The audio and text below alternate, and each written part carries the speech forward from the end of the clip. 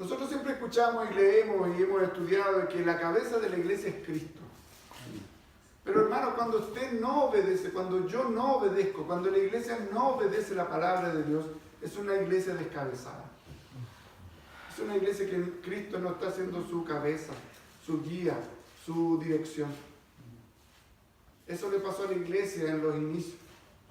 Eso le pasa a la iglesia católica, eso le pasa a la metodista, eso le pasa a la bautista, a la luterana, a la anglicana, a la presbiteriana. Sí. Los presbiterianos, ¿qué? Si somos corruptos, exactamente igual. Entonces, tenemos que entender de que nosotros tenemos que volver hacia Cristo, volver a ser guiados por la cabeza. La única forma de regresar a esto, a casa, es volvernos a su palabra, la que fue inspirada por Dios precisamente para que nos guíe a toda verdad. A la iglesia le falta la verdad. A nuestra iglesia nos falta verdad. Y la verdad es Cristo. A veces queremos diluir la verdad.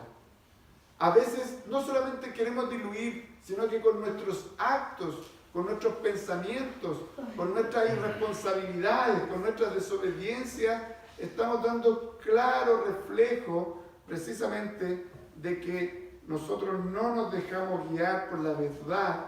Y si no nos dejamos guiar por la verdad, nos estamos guiando por la mentira, el autoengaño, de que yo puedo hacer las cosas mejor que Dios. Esta serie de mensajes está orientada para que comprendamos que el cristiano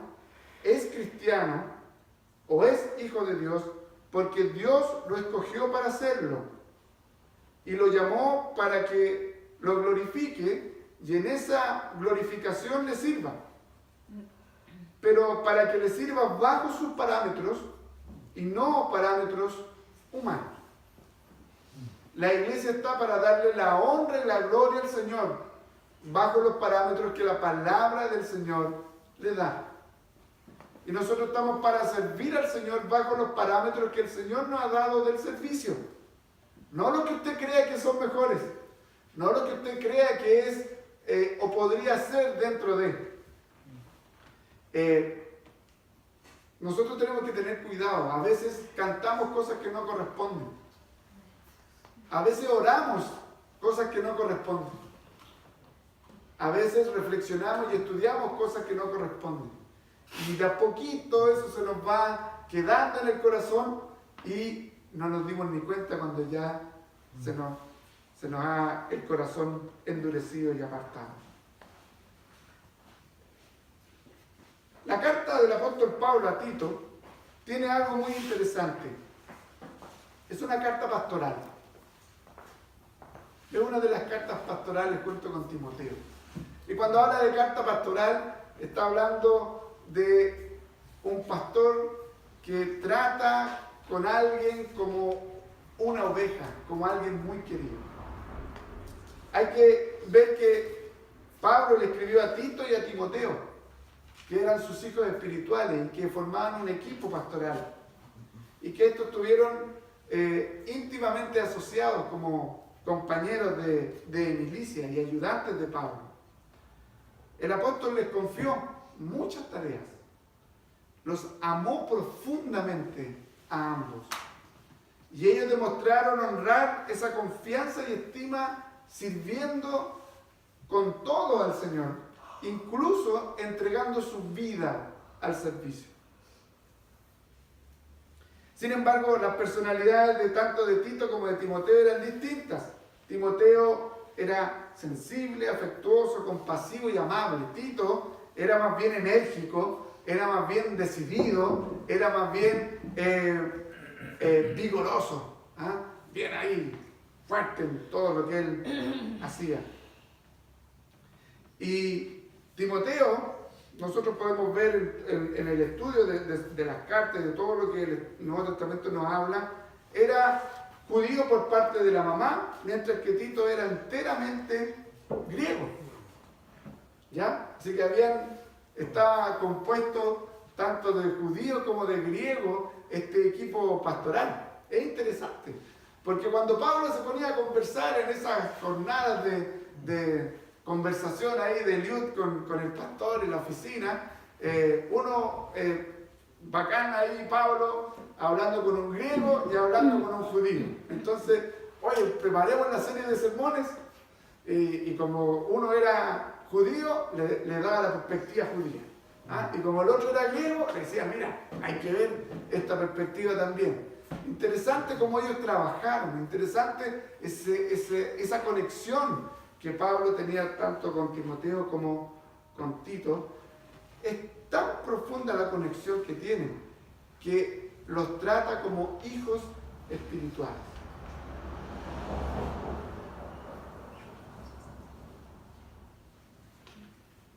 Sin embargo, hoy hablar de hijos espirituales en nuestro contexto es lo que está pasando a nivel religioso.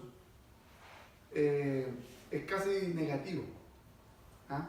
Porque todo lo que ha pasado, por ejemplo, en otra religión, todos son hijos espirituales y todos fueron abusados por su padre espiritual. Entonces tiene un sentido negativo hoy el hijo espiritual, pero no lo veamos por el lado de lo negativo, sino que tratemos de verlo por el lado más bien positivo. Un hijo espiritual que tiene un padre que se preocupa de que crezca en la fe del Señor Jesucristo para que así pueda servir de mejor manera. El apóstol Pablo le encomendó una tremenda tarea a Tito.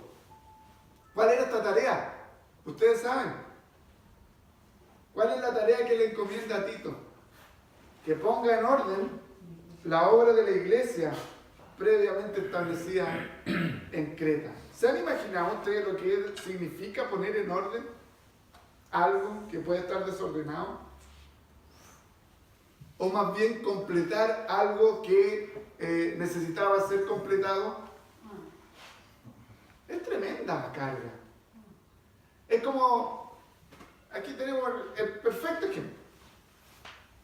Eliud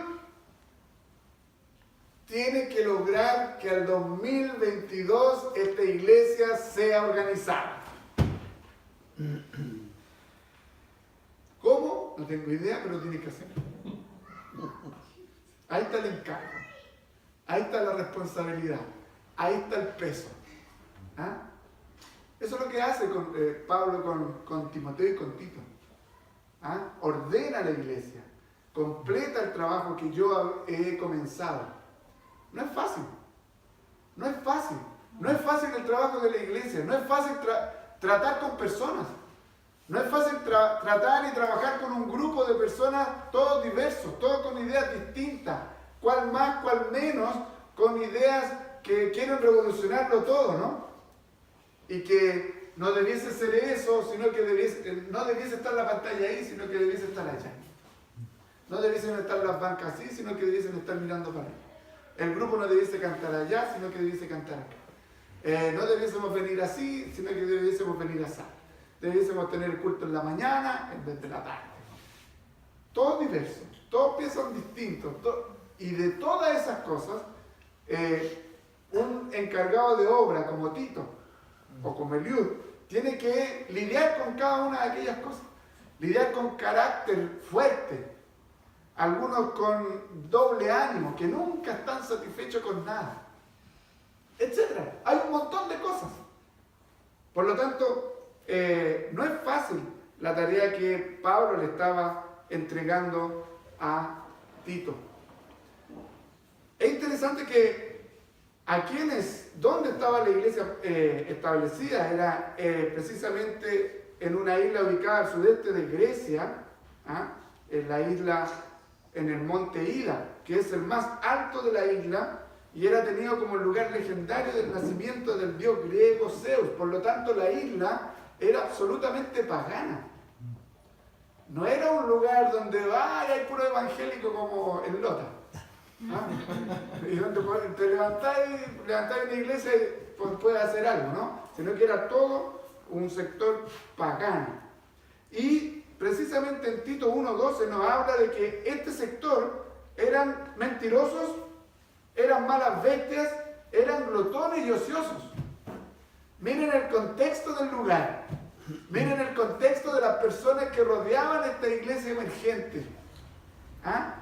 Lo rodeaba la mentira, lo rodeaban las malas personas, lo rodeaban glotones y lo rodeaban ociosos. Interesante, glotonería ociosa. ¿Ah? La ociosidad lleva a comer, a comer, a comer, a comer, a comer.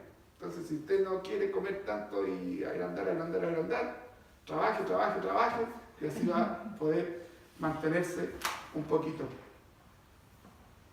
Se desconoce el origen de la iglesia, pero bien pudo haber sido plantada por los cretenses que estuvieron en Pentecostés, como Hechos 2:11 nos relata. Y esta carta a Tito parece que se escribió, al parecer, al mismo tiempo que la primera carta a Timoteo, con el intervalo entre el primer y segundo encarcelamiento. La fecha de la carta es aproximadamente en el 67, o sea, en el primer siglo después del Señor Jesucristo.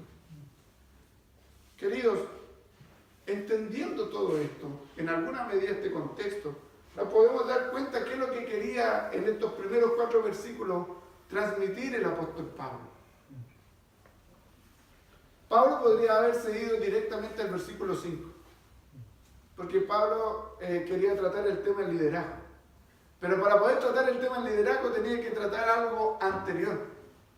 ¿Ah? Que usted y yo somos siervos de Dios y tenemos una misión que cumplir. La iglesia es sierva de Dios y tiene una misión que cumplir. Y por eso usted y yo somos vocacionados, llamados a servir. Y en primer lugar somos llamados a servir en obediencia a Cristo. Pablo, siervo de Dios y apóstol de Jesucristo, conforme a la fe de los escogidos de Dios y el conocimiento de la verdad que es según la piedad. Hay 2 palabras interesantes en esta idea de vocacionado, llamado a servir en obediencia a Cristo: esclavo y apóstol. Pablo se presenta como esclavo, Pablo se presenta como siervo y Pablo se presenta como apóstol. ¿Por qué se presenta como esclavo y como siervo? ¿Por qué se presenta como apóstol luego? Es interesante porque Pablo se reconoce, al decir que Pablo, siervo de Dios, de que él ya no se pertenece a sí mismo. La idea de siervo tiene que ver con pertenencia. Está diciendo: yo ya no me pertenezco, sino que le pertenezco a otro. Y ese otro es Dios. Y la palabra nos dice que ya no vivo yo, sino que Cristo vive en mí. Y si Cristo vive en mí, ya no me pertenezco, ¿verdad? Entonces, esta idea de siervo está hablando de pertenencia. Y al tener una pertenencia, tiene una identidad. ¿Se han dado cuenta que en los últimos años, 5 años, 10 años, de lo que más se habla es de identidad? ¿Qué es lo que te refleja? ¿Qué es lo que uno puede sacar como lógica conclusión? La humanidad ha perdido su identidad. No sabe quién es, no sabe para dónde va y no sabe qué es lo que tiene que hacer aquí. Y el único que puede responder a aquello es el Señor Jesucristo por medio de su palabra. Y Pablo nos dice que él es siervo, le pertenece a Dios y que por tanto al pertenecerle a Dios, él tiene una identidad concreta, clara, específica, que es ser un siervo de Cristo. Y no hay otra cosa para él. Pero tiene otra idea también, el ser esclavos. Pablo se reconoce como un esclavo del Señor. Esto en contraste con haber sido esclavo del pecado antes de conocer a Cristo. Todos somos esclavos. O somos esclavos del Señor, o somos esclavos del pecado. Cuando llega Cristo a nuestro corazón, nos trae libertad. Pero nos trae libertad para servirle a Él, para glorificarlo a Él. Así que cuando Pablo se presenta como siervo, se está presentando como a alguien que pertenece precisamente a Dios y que ya no hace las cosas como a Él le gustan, como a Él le parecen, como a Él le sintiese, sino que hace todo para agradar el nombre de su Señor y Salvador. En segundo lugar, la palabra apóstol que presenta aquí, y apóstol de Jesucristo, el apóstol Pablo está tratando de decirnos algo bien profundamente. Primero se presenta como un siervo y después se presenta como un apóstol. Él está hablando de autoridad. Él está hablando precisamente de que él es alguien que ha sido puesto con autoridad dentro de la iglesia.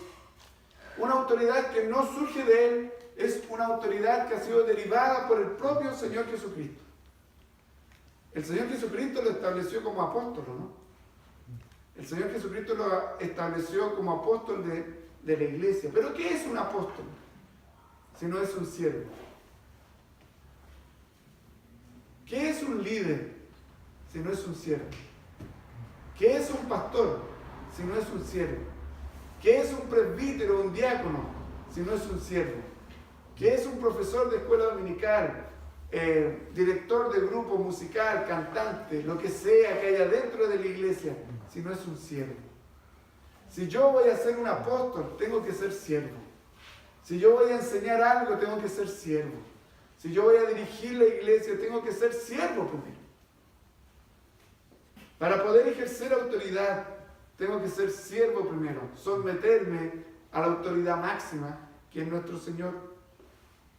El apóstol Pablo se presenta como tal, precisamente para dejar clarito que él tiene autoridad por parte de Dios, porque además al apóstol Pablo se le criticó mucho. Se le criticaba precisamente porque tenía para algunos destellos de, podríamos decir, de autoritarismo, tenía destellos de esto, que no quisiera que lo hiciera de esta manera u otra. Entonces hubo un periodo en que el apóstol Pablo fue muy criticado. Y esas críticas que llegaron a cuestionar su apostolado. Entonces él establece, y Pablo no tiene problema en decir de que él es autoridad dentro de la iglesia. A veces nosotros pecamos de una falsa humildad para decir que yo soy el que tengo la autoridad. El problema es que la autoridad no me pertenece. ¿Quién tiene la autoridad dentro de la iglesia? La autoridad suprema es Cristo. Pero él mismo estableció a algunos apóstoles, a otros maestros, ancianos, etcétera, etcétera, etcétera. Y a ellos les entrega autoridad para guiar y dirigir la iglesia. Y a veces la iglesia maltrata a sus autoridades. ¿Cómo una forma de maltratar a sus autoridades? En no obedeciendo lo que la autoridad enseña, entrega, exige, instruye por medio de la palabra. Por ejemplo, cuando el pastor, el encargado de obra, te dice por ese camino no, y tú dale por ir con ese camino.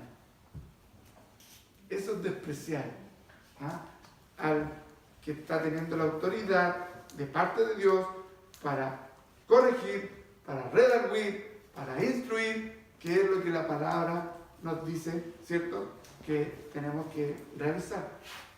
Entonces usted y yo hemos sido vocacionados a servir como siervos, como que le pertenecemos a Dios, y como apóstoles, en el sentido de que somos enviados como heraldos a predicar el Evangelio del Señor Jesucristo.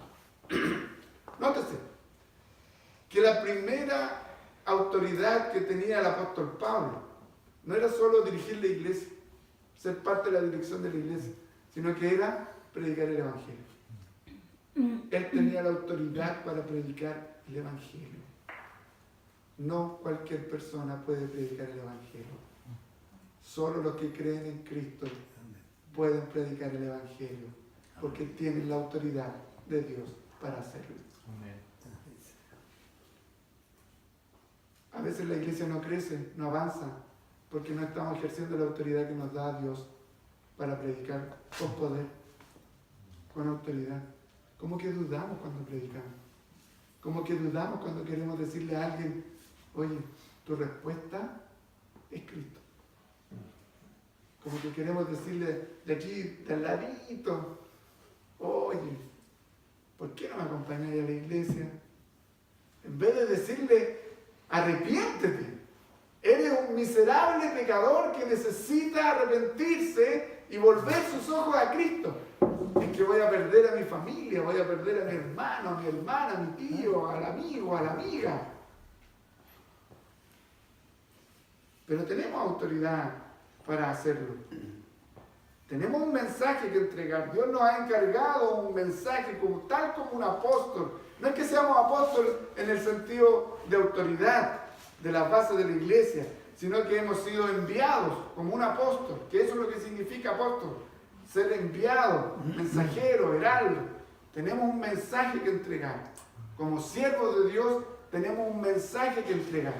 Como pertenecientes a Dios tenemos un mensaje que entregar. Somos llamados a salvación para buenas obras. Y la primera buena obra es que tú y yo obedezcamos su palabra. La primera buena obra es que usted y yo obedezcamos su palabra. El versículo 2 nos habla de que no solo somos vocacionados para servir en obediencia a Cristo, sino que somos vocacionados para servir por medio de la fe. Dice el versículo 2, en la esperanza de la vida eterna, la cual Dios, que no miente, prometió desde antes del principio de los siglos. ¿Por qué Pablo coloca esta palabra, que no miente? Porque estaba la iglesia rodeada de engaño, de mentira, de infamia, tanto adentro, pero particularmente afuera. Entonces, él habla precisamente de esta idea.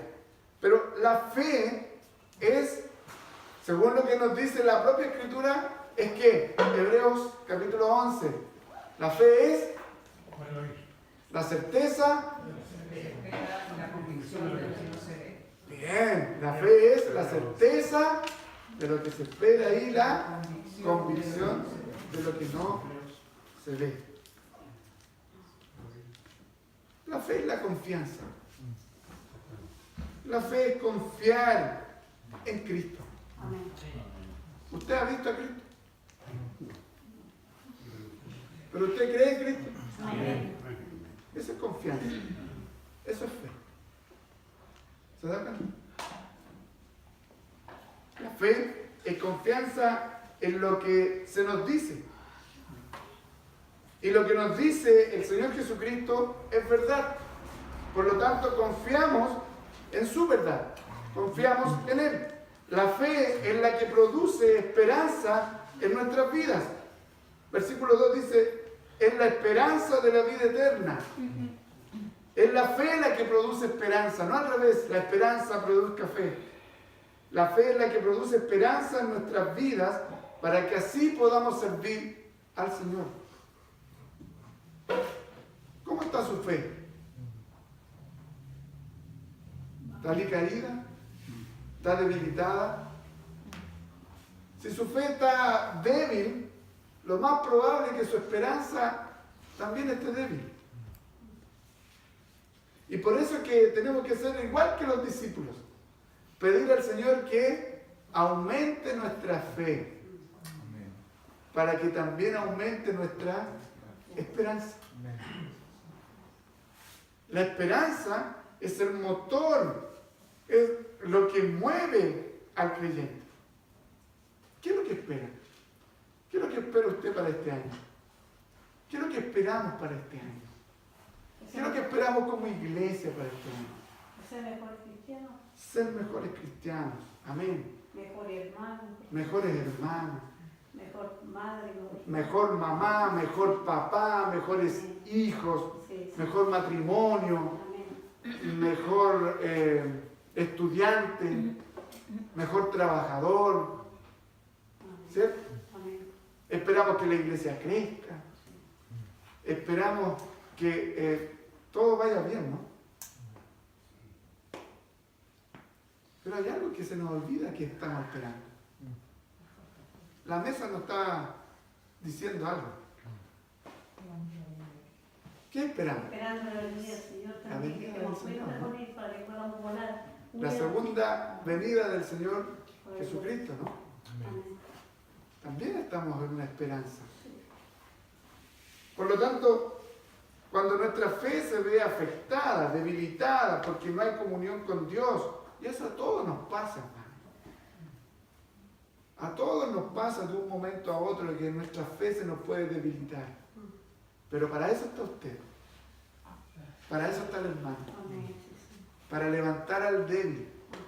Para levantar al que está Recaído. decaído. En palabras bien chilensis, medio guatioso. Para el que está decayendo. Qué hermoso lo que hicieron de ir a visitar al hermano. Amén.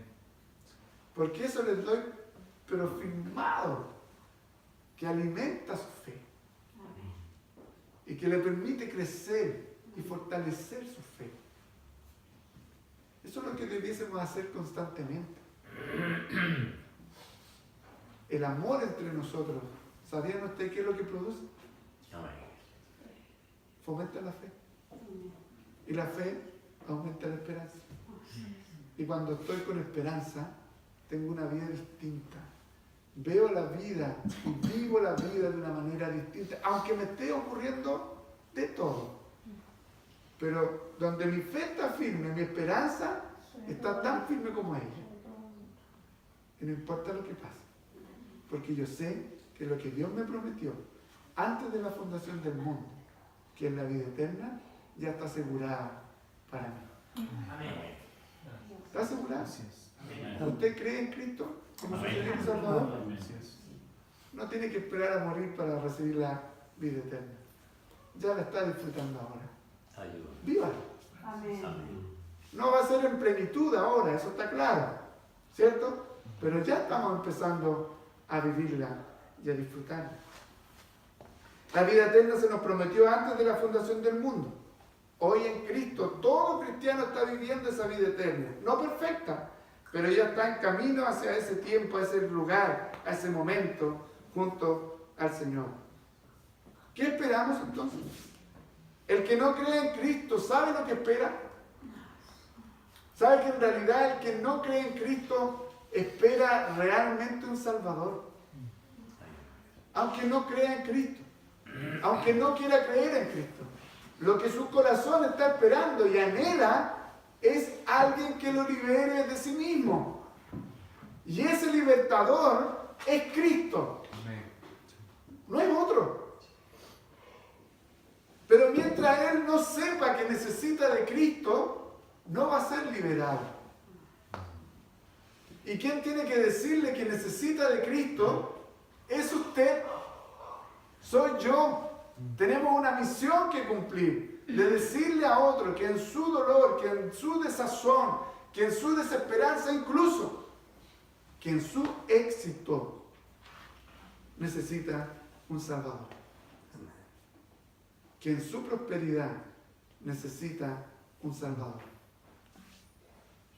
Y usted y yo estamos llamados para decirle que tenemos buenas noticias para ellos. Sin embargo, lo que espera el creyente es la consumación, la plenitud de la vida que Dios nos ha regalado. Y eso es lo que nos mueve en este mundo. Yo espero compartir con ustedes en la gloria del Señor. Amén. Por eso es que los funerales nos entristecemos, pero también estamos con alegría. Queridos, somos llamados para buenas obras, y la segunda buena obra es creer que somos escogidos para vida eterna y que en este mundo tenemos que vivir como tal, no como si en realidad Dios no nos hubiera dado nada, no como si la salvación en algún momento se quedó en el camino. A lo mejor nuestra fe se debilitó, a lo mejor estamos pasando por una crisis existencial, pero no dejemos que ello sea el motor de nuestra vida. El versículo 3 nos habla que usted y yo hemos sido llamados a servir para la proclamación del Evangelio. Y a su debido tiempo manifestó su palabra por medio de la predicación que nos fue encomendada por mandato de Dios, nuestro Salvador. La promesa se vio cumplida en la venida de Cristo. Cristo vino a morir en la cruz. Lo cumplió el Mesías. Cristo resucitó de entre los muertos. Se cumplió, ¿no? Amén. Eso ya se había dicho con anterioridad. La predicación de la palabra, ¿qué es lo que trae? Trae transformación, trae vida, trae juicio y trae condenación. La predicación de la palabra tiene esa doble acción. Para los que son escogidos de Dios, les trae vida. Y para los que no son escogidos, les trae condenación. Por lo tanto, queridos hermanos, ¿usted quiere que su familia conozca al Señor? Amén. Amén. Bueno, háblele. ¿Qué espera? Es que ya le he hablado. Vuelvo a hablarle. Es que ya me aburrí. Vuelvo a hablarle. Amén. En algún momento, en el tiempo de Dios, en el momento de Dios, usted no se va a dar ni cuenta de que el Señor ha cambiado su corazón. Aquí tenemos un ejemplo claro, no quiero citarlo, pero Jaime. Jaime tiene un testimonio increíble. ¿Ah? Oraron con él. Oye, va, no estoy bien. Y de repente el Señor, de esas cosas que Él no puede describir, de esas cosas que solamente Dios puede hacer en un corazón, Jaime empieza a conocer del Señor Jesucristo. ¿Por qué creen ustedes que está acá? Porque Dios obró en él. Porque Dios obró en él. ¿Por qué creen ustedes que está chillando en la mañana? Va a chillar en la mañana y viene a sacarlo. Que Dios lo guíe. Porque tiene un deseo profundo de conocer más a su Salvador. Amén. Gloria al Señor. Amén. ¿Se da cuenta? Pero había alguien o algunos que estaban constantes en la oración, constantes en la predicación y que no claudicaron. Hay que confesarlo. A veces nos cansamos de decirle algo, ¿no? A veces decimos, ya, este ya no tiene vuelta. ¿Ah? Este ya no... Ni Dios se acuerda de él. Pero cuando me miro a mí, o cuando usted se mira a usted, no teníamos por dónde, ¿verdad? Solo Cristo en su momento, en su tiempo, en su hora, vino y nos rescató, nos salvó y nos tomó para sí. Este llamamiento, esta vocación de proclamar el Evangelio no es opcional, es un mandato. Es un encargo no solo para el apóstol, sino que para ti, para mí, para todo cristiano. Si usted recibió la salvación, si usted cree en Cristo como su Señor, no tiene otra forma u otra posibilidad que hacer que es proclamar el nombre de Cristo. Si usted no lo hace, está pecando. Y si está pecando, está en desobediencia. Y si está en desobediencia, su fe se ve afectada. Y si su fe se ve afectada, se ve debilitada. Y se empieza a perder la esperanza. Y todo un círculo finalmente. Predique el Evangelio. Predique el Evangelio. Agarre quien se le cruce por la calle. En la micro, en el Uber, donde sea, predique. Como los del Uber te hablan tanto, usted hable en el del Uber y dígale que... Queridos, no recibimos la salvación para ser meros espectadores. Esto no es un show donde usted viene a aplaudir. La iglesia no es un teatro. La iglesia no es un espacio donde venimos a ver al artista favorito. La iglesia es un conjunto de miserables pecadores que han sido redimidos, salvados por la preciosa sangre del Señor Jesucristo. Amén. y que se reúnen para adorar al único y suficiente Señor Dios Todopoderoso. A eso nos reunimos, no a otra cosa. Y si usted viene a otra cosa, le invito a que no venga. De verdad, no está perdiendo su tiempo. A lo mejor podría estar jugando una pichanguita. A lo mejor podría estar tomando a esta hora en la mañana dije desayuno, ¿verdad? Podría estar tomando 11 con un pancito amasado, con paltitas, unos huevitos revueltos. Eso es lo que tengo ganas de comer ahora. Y un rico tecito. Pero si usted de verdad cree en Cristo como su Señor y Salvador y reconoce que Él ha hecho algo por usted, trascendente y maravilloso como es, venga a la casa del Señor, adore al Señor con todo su ser y proclame su santo nombre. Amén. Amén. El próximo domingo esta iglesia tiene que estar llena. Amén. Ahí no hubo ni un amén. Somos vocacionados para buenas obras. La tercera de ellas es para proclamar el nombre de Cristo, lo que Él hizo y lo que sigue haciendo por ti.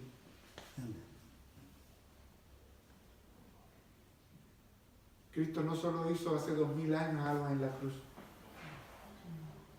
Cristo hoy sigue haciendo algo por ti. No solo te salvó,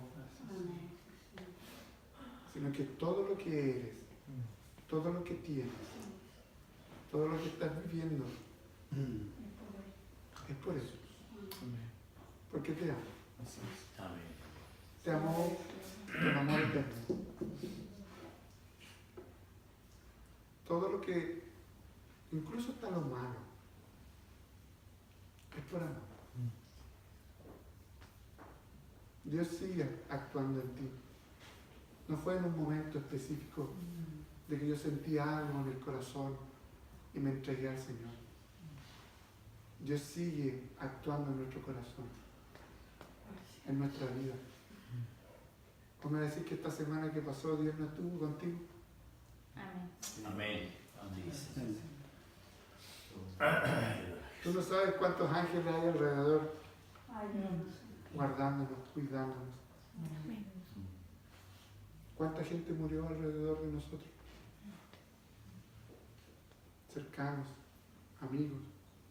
Ese accidente que a lo mejor pudo haber pasado para ti. La hermana, en la mañana la hermana Peru daba un testimonio de un tema laboral y que finalmente ella salió beneficiada con algo mejor.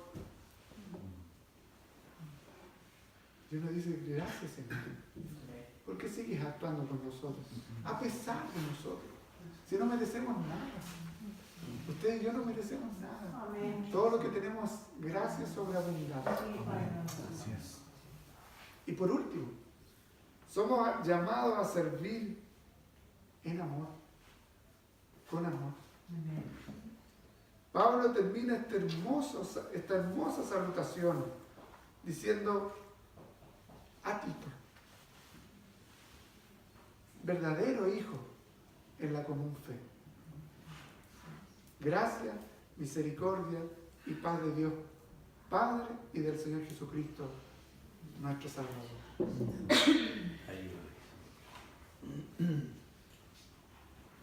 Pablo se caracteriza por hacer unas salutaciones hermosas y esta es una de las más largas. Es la segunda más larga. Pero si usted se da cuenta, lo que está haciendo Pablo es algo que solo lo puede hacer un papá con un hijo. Un verdadero papá. Es de prepararlo y alentarlo para lo que se viene. Pablo le deja una tremenda responsabilidad a Tito. Le dice, te tienes que hacer cargo de la iglesia y completar la obra. Con estas 3 palabras le está diciendo, vas a sufrir, vas a llorar, vas a tener problemas, te va a costar, vas a querer tirar la toalla, vas a querer abandonar el ministerio. Pero que la gracia del Señor Jesucristo te sostenga Amén. Amén. para que puedas continuar con la obra. Que la misericordia que es producto del amor de Dios te sostenga. Y que la paz, que significa haber sido reconciliado con Dios, te sostenga. Amén. Pablo le está diciendo precisamente, hijo, usted está diciendo que los papás se van. Y me imagino la tristeza que eso puede producir. ¿Ah? Cuando los padres vienen a ver a su hijo, es precisamente lo que está haciendo Pablo. Estoy contigo, te vengo a ver, te acompaño, seguramente han habido conversaciones, orientaciones, consejos. Y llega un momento en que ya hay que despedirse. Porque Pablo era un eminente plantador de iglesia y tenía que seguir con su misión de seguir plantando iglesias o supervisando las que ya estaban. Pablo no se iba a quedar estancado. Pero a quien deja encargado de la obra, le dice fuérzate y sé valiente. ¿A dónde escucharon eso? En Josué 1:9. ¿Y por qué le dicen a Josué, esfuérzate y sé valiente? ¿Saben por qué? Porque Josué tenía que enfrentar un tremendo desafío. ¿Cuál era? El guiar un pueblo. Terminar la obra. Pablo está diciendo lo mismo al final. Esfuérzate y sé valiente, porque yo estoy contigo. La gracia, la misericordia y la paz reflejan la presencia del Señor Jesucristo en el ministerio. Dios está con el hijo, pero también está con usted. Amén. Así que no se aproveche. Dios está con la iglesia. Y ese mensaje de gracia, misericordia y paz es para todos nosotros. Así es. Para que nos fortalezcamos en la fe, para que avancemos en la fe, para que crezcamos mutuamente en la fe y para que podamos luchar como una sola iglesia para poder predicar y proclamar el Evangelio a toda criatura. Que nada ni nadie los pueda separar del amor del Señor Jesús. Amén. Que el Señor nos ayude. Amén. Hemos sido vocacionados a servir, no a ser espectadores, ni solo mirones de lo que va ocurriendo en la iglesia. Usted es un actor, no el principal, porque el principal es Dios. Pero hemos sido llamados a ser colaboradores junto con Cristo. Amén. El Señor nos bendiga.